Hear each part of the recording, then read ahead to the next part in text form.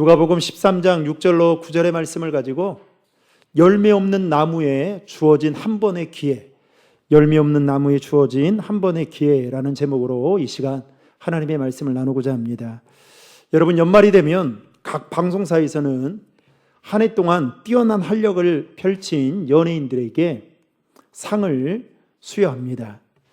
상 자체도 매우 의미 있지만 그보다 더 귀한 것은 한 해 동안에 자신의 활동을 돌아보며 자신의 발자취를 정리하는 시간이기 때문에 연말 시상식이 매우 연예인들에게 있어서는 중요한 자리라고 생각되어집니다. 이 자리는 단순한 축하의 자리를 뛰어넘어 자신의 반성과 성찰을 통해 앞으로의 성장을 준비할 수 있는 매우 뜻깊은 시간이라 말할 수 있습니다. 저 역시 이맘때가 되면 한 해를 돌아보게 됩니다. 열심히 산다고 했지만 돌아보면 헛된 것들을 쫓았던 시간들이 많았고, 또 믿음으로 살아보려고 힘써 애썼지만 그 노력과 수고에 비해 열매가 부족했던 아쉬움도 남습니다. 조금만 더 목회에 힘썼더라면 부흥했을 텐데, 조금만 더 영적으로 깨어 있었더라면 성장했을 텐데 라는 후회가 밀려오곤 합니다. 그러나 지나간 시간은 되돌릴 수 없기에 그 아쉬움은 더 없이 크게만 느껴집니다. 그럼에도 분명한 사실은 그 지나온 삶을 돌아보지 않는다면 우리는 자기 성찰 없이 같은 실수와 같은 죄를 반복해서 짓게 된다라는 겁니다. 여러분이 묻겠습니다. 여러분 왜 말씀을 읽고 그리고 기도하십니까? 말씀을 읽는다는 것 자체가 몰라서 읽는 겁니까? 읽지 않으면 당장이라도 벌을 받기 때문에 여러분 읽으십니까? 그렇지 않죠. 여러분 기도하지 않으면 하루에 여러분 입안에 가시가 배겨서 기도를 하고 계십니까? 아니죠. 기도하지 않아도 충분히 나름 살 수 있다고 생각합니다. 기도하지 않아도 내 삶에 특별한 이상 증세가 나타나 보이지 않아요. 오히려 기도하지 않을 때가 오히려 마음 편하게 시간 빼앗기지 않는다고 생각해서 더 좋게 생각하는 경우들도 있습니다. 그런데 여러분, 왜 목사는, 왜 교인들에게 말씀을 읽어야 된다고 말하고 기도를 해야 된다고 말하고 예배를 드려야 된다고 말을 하는 걸까요? 그 시간을 통해서 자신의 삶을, 지나온 삶을 돌아봐야 되기 때문에 그렇습니다. 그렇지 않으면 여러분 말씀을 읽고 기도하지 않고 그리고 예배드리지 않으면 절대 사람은 성장하거나 성숙할 수 없습니다. 오늘 본문은 열매를 찾는 주인의 마음과 그리고 열매가 없지만 한 번만 더 기회를 달라고 간구하는 포도원 지기의 마음이 교차되어 등장을 합니다. 특별히 오늘 말씀을 통해서 하나님께서 우리에게 주시는 교훈이 무엇인지 이 시간 좀 나누고자 하는데요. 첫 번째 교훈은 이겁니다. 믿음의 사람은, 띄워주세요, 반드시 지나온 삶을 돌아보아야 한다는 겁니다. 믿음의 사람은, 조건은 그렇습니다. 믿음이 없는 사람은 지나온 삶을 돌아보든 돌아보지 않든 신경 쓸 필요 없어요. 여러분, 성경에는 뒤를 돌아보지 말라는 말씀이 자주 등장합니다. 우리가 잘 아는 창세기에 나오는 노새 아내는 여러분 뒤를 돌아보다가 뭐가 됐습니까? 소금 기둥이 되었습니다. 사도 바울은 뒤에 있는 것은 잊어버리고 앞에 있는 푯대를 향해 달려가라고 그는 고백했습니다. 게다가 예수님조차도 누가복음 9장에 보면 손에 쟁기를 잡고 뒤를 돌아보는 자는 그 다음 뭐라고 말합니까? 하나님 나라에 합당치 않다라고 말씀하고 있습니다. 이 말씀들에서 뒤를 돌아보지 말라는 것은 과거에 대한 집착이나 잃어버린 것에 대한 연민이나 미련의 정 때문에 뒤를 돌아보지 말라라는 의미가 이 안에 담겨져 있습니다. 그런데 제가 오늘 여러분들에게 말씀드리고 싶은 이 돌아봄은 조금 다릅니다.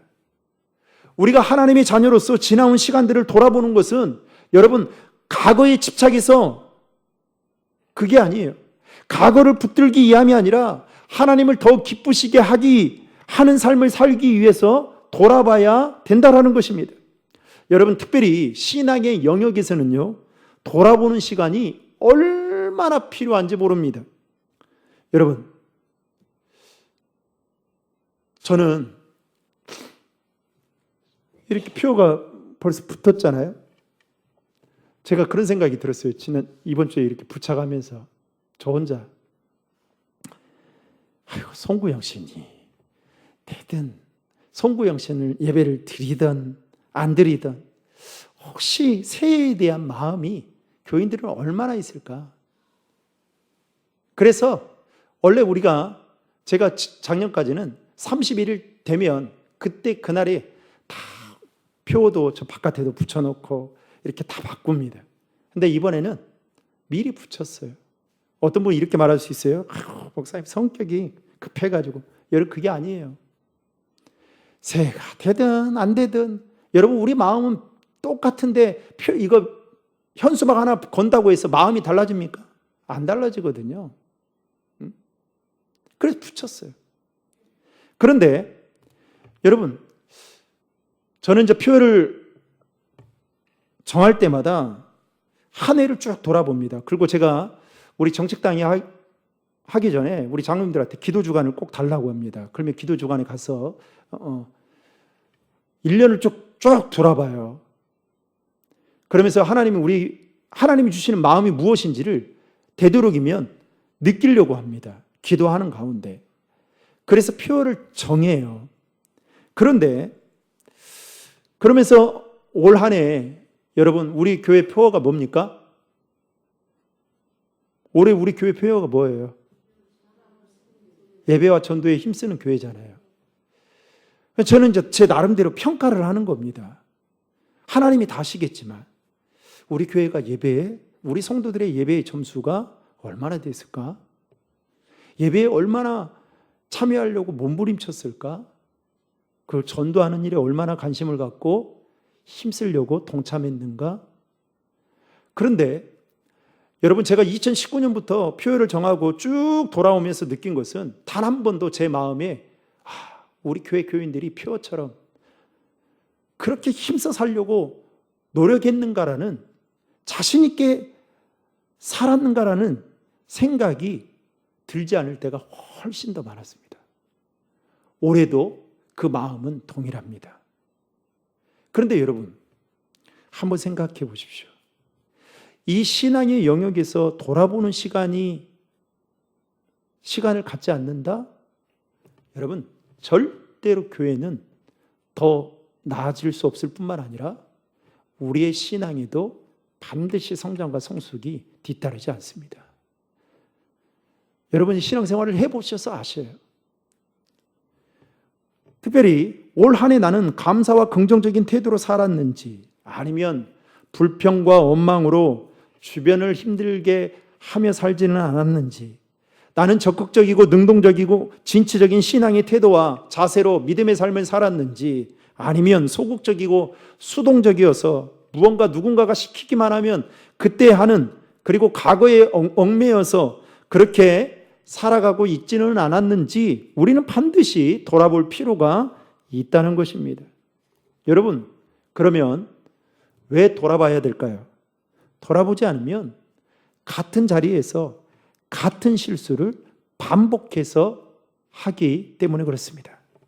제가 가끔 병원 신방을 가게 되면 한우들에게 하는 말이 있습니다.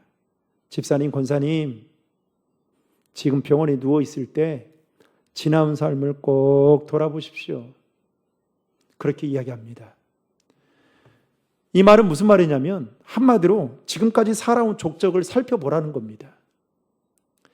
그러고 나서 그 다음에 신방을 가면 많은 분들이 이렇게 이야기해요. 목사님 말씀대로 병상에 누워 있는 동안 힘든 시간이었지만 제 삶을 돌아봤어요. 그래서 회개도 하고 반성도 하게 됐습니다. 그런데 그렇게 말하시는 그분들의 얼굴을 보면 이전보다 더 평안함을 느끼게 되는 것을 보게 됩니다. 그리고요, 그 이후에 병원에서 나와서 건강한 모습으로 교회에 오게 되면 그때부터 신앙생활이 달라지는 것을 볼 수 있습니다. 여러분, 오늘 본문을 보면 주인이 포도원지기에게 열매를 요구합니다. 특별히 7절 말씀에 보면 주인은 무려 3년 동안 연거푸 열매를 찾습니다.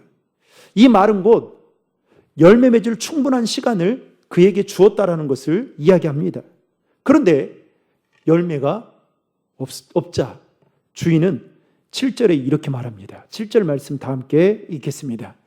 포도원지기에게 이르되 내가 3년을 와서 이 무화과 나무에서 열매를 구하되 얻지 못하니 찍어버리라. 어찌 땅만 버리게 하겠느냐. 아멘. 다시 말해 열매 없는 삶에 더 이상 시간을 낭비하지 말라는 차원에서 찍어버리라. 어찌하여 땅만 버리게 하겠느냐라고 말하고 있는 것을 보게 됩니다. 여러분, 화면 보여주세요. 주님은 우리가 열매 없는 삶을, 열매 맺는 삶을 살기를 원하십니다. 요한복음 15장 16절 말씀에 보면 주님이 우리를 택하신 것은 우리가 열매를 맺기 위해서 택하였다라고 말씀하고 있습니다. 그리고 요한복음 15장 18절에 가서는 뭐라고 말씀하시냐면 열매를 맺으신 하나님께서 영광을 받으실 뿐만 아니라 열매 맺는 자들을 향해서 뭐라고 이야기하느냐? 너희가 내 제자가 되리라고 말씀하고 있습니다. 여러분, 역으로 거꾸로 돌이켜서 이야기하면 열매를 맺지 못하면 너희는 내 제자가 아니다라는 것입니다. 아무나 제자가 될 수 있는 것이 아니다라는 겁니다. 교회 다닌다고 해서 다 제자가 아니라는 겁니다. 특별히 오늘 말씀에서는 주님은 열매를 맺지 못하고 땅만 버리는 인생에 대해서 기뻐하지 않는다라는 것을 비유적으로 말씀하고 있는 것을 보게 됩니다. 여러분, 스포츠 세계에도 정규 시즌이 끝나면, 프로야구 시즌이 끝났잖아요. 뭐가 있냐면 스토브 리그가 있습니다. 이 시기가 되면 지난 시즌의 성적을 기준으로 해서 재계약, 트레이드, 그리고 방출이 결정이 됩니다. 성적이 좋은 선수는 대우를 받지만 그렇지 못한 선수는 그 불안함 속에서 추운 겨울 내내 그렇게 마음 졸이며 보내게 됩니다. 왜 그럴까요? 그만큼 프로의 세계는 냉정하기 때문에 그렇습니다. 그래서 좋은 성적을, 좋은 열매를 거둔 사람에게는, 선수에게는 스토브 리그가 정말로 반가운 일이지만 그렇지 않은 선수들에게는 잔혹한 시기가 되는 것입니다. 여러분, 예수님께서도 마태복음 7장 19절로 20절의 말씀에 이렇게 이야기하고 계셔요. 아름다운 열매를 맺지 아니하는 나무마다 찍혀 불에 던져지느니라. 이러므로 그다음 뭐라고 말합니까? 그들의 열매로 뭘 안다고요? 그들을 알리라. 여러분, 우리가 백날 백번 주님 앞에 서게 될 때에 여러분, 주님 저 왔어요. 이것보다 우리가 맺은 열매로 주님은 우리를 알아보신다라고 말씀하고 있습니다. 그만큼 주님은 어디에 관심이 있느냐? 열매에 관심이 있다라는 겁니다. 사랑하는 성도 여러분, 우리가 한 해를 돌아봐야 되는 이유는 앞으로 더 많은 열매를 맺기 위함 때문입니다. 따라서 돌아보지 않으면 어쩌면 우리도 땅만 버리는 인생처럼 살아갈 수밖에 없습니다. 저희 우리 교인들이니까 제가 그냥 서서 아무런 마음 없이 그냥 사심 없이 이야기할게요. 나는 우리 교인들이 정말 예배하는 일에 힘썼으면 좋겠다라는 생각이 목회자로서 드릴 때마다 듭니다. 여러분은 그냥 앉아가지고 예배 한번 이렇게 의자에 앉아서 예배 드리면, 말씀 들으면 되지만, 여러분, 목사는요, 이 한 번의 예배를 드리기 위해서 얼마나 많이 뼈를 깎는 고통을 다해서 여러분 준비하는지 몰라요. 그런데 그러면서 문득 이런 생각이 들어요. 목사님, 우리 교인들 보세요. 다 집이 멀고 그리고 다 연세도 있고, 여러분 가서 주님 앞에 한번 잘 생각해 보세요. 주님 앞에 가서, 주님, 제 집이 멀어가지고 신앙생활, 제가 몸이 그랬어요. 여러분, 그게 이유가 될까요? 이유가 안 돼요. 항상 주일 오후 예배 드리는 사람은 늘상 드리고 안 드리는 사람은 왜 안 드리는지. 다 이유가 있겠지만 여러분, 다 우리도 쉬고 싶죠. 다 모든 사람들이, 장로님들도 다 쉬고 싶은 마음이 있을 거예요. 저는 우리 장로님들 대단하다고 생각해요. 어찌됐든 간에 자리를 지켜주니까. 그게 맞는 거예요, 사실은. 여러분, 우리가 한 해를 돌아봐야 되는 이유는 정말 우리의 신앙적인 삶에 있어서 더 많은 열매를 맺기 위해, 아니 정말 땅만 버리는 인생처럼 하나님 앞에 낙인되지 않기 위해서 우리가 우리 한 해를 돌아봐야 되는 것입니다. 자, 그렇다면 올 한 해 신앙생활을 하는 우리의 삶에 여러분 어떠한 열매를 맺었는지 돌아볼 수 있기를 바랍니다. 그리고 그 열매는 여러분 주렁주렁 맺혀 있는지, 아니면 오늘 여러분 보셨어요? 말씀의 제목 볼 때 이미지를 눈여겨보신 분들은 아시겠지만, 제가 이미지를 딱 볼 때는 항상 그 설교 제목과 연관되어서 하거든요. 정말 앙상한 나무로 남아있는 건 아닌지 돌아보면서 바라기는, 저는 우리 신도림중앙의 모든 성도들이 정말 삶에 있어서, 신앙생활에 있어서 열매 맺는 인생으로 살아갈 수 있기를 예수님의 이름으로 축원합니다. 두 번째로 오늘 본문을 통해서 주시는 교훈은 열매 없는 삶에는 반드시 이게 필요하다는 거예요. 띄워주세요. 반드시 회개가 필요하다라는 겁니다. 뭐가 필요하다고요? 회개가. 여러분, 오늘 본문 앞부분인 1절부터 5절까지 말씀해 보면 예수님이 두 가지 사건을 언급하셔요. 하나는 로마 총독인 빌라도가 성전에서 제사를 드리던 갈릴리 사람들을 죽인 사건이 언급하고 있고요. 그리고 또 하나는 실로암 망대가 무너져서 18명이 죽는 사건이 나오고 있습니다. 그런데 사람들은 이렇게 생각하는 거예요. 그들이 큰 죄인이기 때문에 그런 일을 당했다라고 생각하던 그때에 예수님이 오늘 말씀에서 뭐라고 이야기하느냐? 5절 말씀을 여러분 보세요. 5절 말씀을 다 함께 읽겠습니다. 너희에게 이르노니 아니라 너희도 만일 회개하지 아니하면 다 이와 같이 망하리라. 자, 보세요. 지금 실로암 망대가 무너져서 18명이 죽고, 또 빌라도가 성전에서 제사를 드리던 갈릴리 사람들을 죽인 그 사건이 그들이 큰 죄인이어서 그와 같은 어려움을 당했던 것이 아니라, 예수님은 지금 아니라고 하잖아요. 아니라 너희도 그다음 뭐라고 말합니까? 만일 회개하지 아니하면 다 이와 같이 망하리라. 그리고 이어서 오늘 본문 말씀인 열매 없는 무화과 나무의 비유를 말씀하시면서 여러분 뭘 이야기할까요? 회개에 대한 촉구를 하고 계시는 겁니다. 여러분, 한국교회 역사를 보면 회개는 부흥의 출발점이었습니다. 일본의 식민지하에 있을 때 탄압이 거세지면서 기독교도 점차 타협과 변절의 길로 접어가기 시작했습니다. 특별히 신사참배 문제는 그 핵심이었습니다. 일본인 처음에 우상숭배를 반대하는 기독교 교리를 존중해 줬어요. 그러면서 신사참배를 강요하지 않았습니다. 그런데 중일전쟁 이후에 일본이 이 기독교와의 기싸움이 벌어지게 되면서 일본이 무엇을 하기 시작하느냐? 기독교인들에게도 신사참배를 강요하기 시작했습니다. 이때 기독교인들이 신사참배를 하는 일들이 속속이 여기저기서 벌어지기 시작합니다. 여러분, 그때 당시에요, 한국교회 역사에 보면 전국에 27개 노회가 있는데 27개 노회 대표의 27명의 목사들이 단체로 신사참배를 강행합니다. 엄청나게 끔찍한 죄를 지게 됩니다. 이때 이거에 대해서 항거하여 주기철 목사님은 이렇게 이야기합니다. 왜 교회가 현세의 권력에 아부만하고 일본의 태평성대를 찬양하며 눈물을 흘리기는커녕 오히려 이 사악한 시대와 어두운 현실 앞에서 아첨만하고 회개하지 않는가라고 하며 회개를 강조합니다. 그의 회개의 촉구는 고난으로 이어졌어요. 주기철 목사님은 엄청난 신사참배 반대에 엄청난 핍박과 고문을 받게 되었습니다. 그런데 놀랍게도 그가 외친 회개의 메시지는 한국교회가 다시 일어서는 데에 부흥의 시발점이 되었다는 것입니다. 그리고 1907년도 평양 대부흥 운동 역시 철저한 회개로부터 시작이 되었던 것을 한국교회 역사를 통해 보게 됩니다.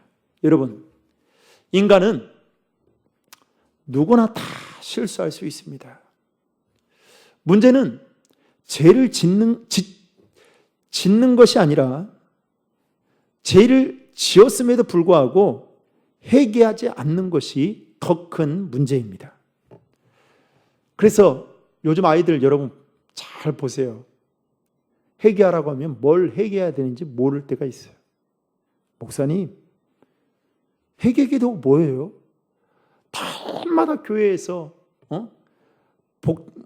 축복 이야기만 하고 잘 되는 이야기만 하고 세상에서 할 수 있는 이야기들만 하고 위로만 건네고 위로의 메시지, 축복의 메시지, 번영의 메시지, 그런 메시지만 하고 회개의 메시지를 듣지를 못하니까 어떻게 해요? 회개가 무엇인지 모르고 살아갑니다. 여러분들의 자녀들도 한번 잘 보세요. 기도할 때 회개의 기도를 하고 있는지. 죄를 짓지 않으려고 몸부림치는 것도 중요하지만 죄를 지었을 때 회개하는 게 얼마나 중요한지 모릅니다.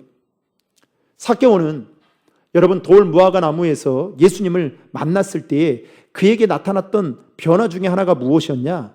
여러분, 자신이 남에게 토색한 것이 있다고 한다면 4배로 갚겠다라고 진실된 회개의 고백을 드렸던 것을 보게 됩니다. 이처럼 예수님을 만난 사람은, 그리고 하나님의 은혜를 아는 사람은 회개하지 않을 수 없다는 것입니다. 사랑하는 성도 여러분, 2025년을 마무리하는 이 시점에서 우리는 돌아봐야 합니다. 하나님이 주신 달란트로 얼마나 많은 열매를 맺는 삶을 살았는지, 그것을 돌아보며 부족했다면 철저히 회개해야 합니다. 오늘도 제가 이렇게 보니까 보여야 될 얼굴들이 보이지 않으니까 예배를 드리면서 마음이 힘들더라고요. 연말도 다 가는데 이 송년 주일에 마지막 예배인데 우리 교회가 예배에 힘쓰자고 했는데 이렇게 예배 안 나올까? 다 이유가 있겠죠. 여러분, 회개해야 돼요. 회개하지 않으면 절대 하나님은 우리의 죄를 사해 주지 않을 뿐만 아니라 그리고 더 큰 은혜를 우리에게 허락해 주시지 않는다는 겁니다. 바라기는 회개하는 마음으로 여러분 얼마 남지 않은 한 해를 잘 마무리하고 그리고 다가오는 새해를 여러분 시작할 수 있는 우리 신도림교황의 모든 성도님들 되시기를 예수님의 이름으로 축원합니다.